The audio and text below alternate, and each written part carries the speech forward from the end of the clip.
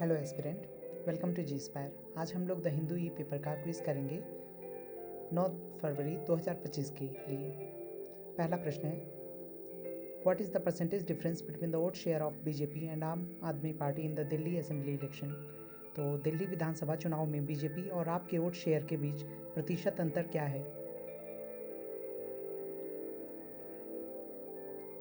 हालांकि बीजेपी ने अपनी संख्या 8 से 48 तक बढ़ा दी, लेकिन आम आदमी पार्टी और बीजेपी के वोट शेयर में केवल 2% का अंतर था।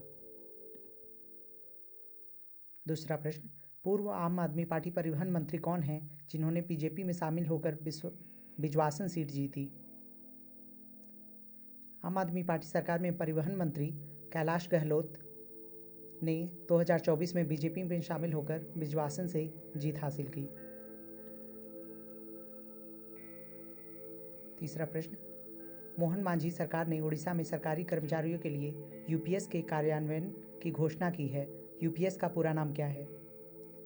मोहन मांझी सरकार ने उड़ीसा में सरकारी कर्मचारियों के लिए एकीकृत पेंशन योजना यूपीएस के कार्यान्वयन की घोषणा की है, जिसे केंद्र की नीति के साथ रेखांकित किया गया है। इसका फुल फॉर्म है यूनिफाइड पेंशन स्कीम। राष्ट्रीय पांडुलिपि मिशन की स्थापना पर्यटन और संस्कृति मंत्रालय द्वारा कब की गई थी? तो संस्कृति मंत्रालय द्वारा एनएमएम की स्थापना फरवरी 2003 में पर्यटन और संस्कृति मंत्रालय द्वारा की गई थी।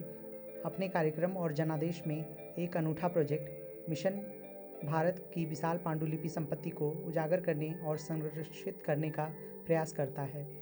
यह 2003 में स्थापित की गई थी।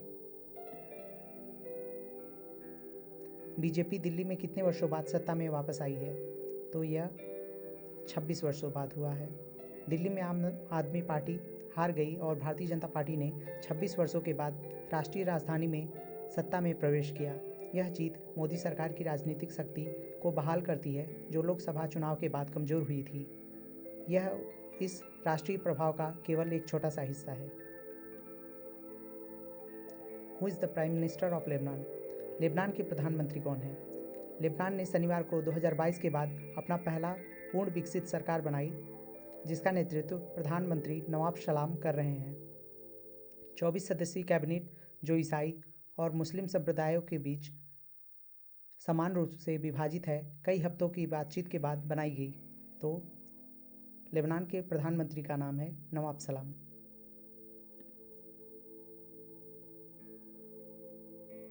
भारतीय पुरुष क्रिकेट टीम के वर्तमान बल्लेबाजी कोच कौन हैं?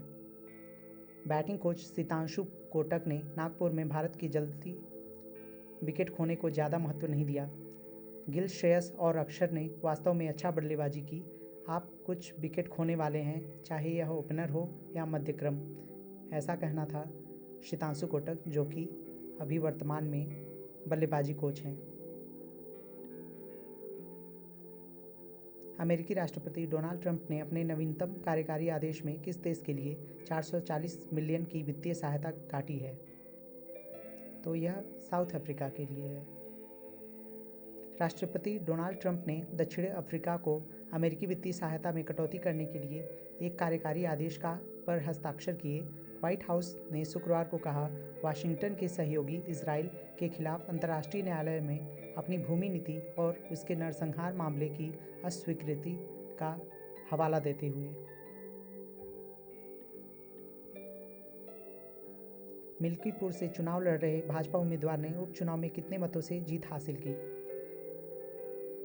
भारतीय जनता पार्टी ने शनिवार को उत्तर प्रदेश में मिल्कीपुर विधानसभा उपचुनाव जीत लिया, जिसमें पार्टी के उम्मीदवार चंद्रभान पासवान ने समाजवादी पार्टी के अजीत प्रसाद को 61,710 मतों से प्रभावशाली अंतर से हराया।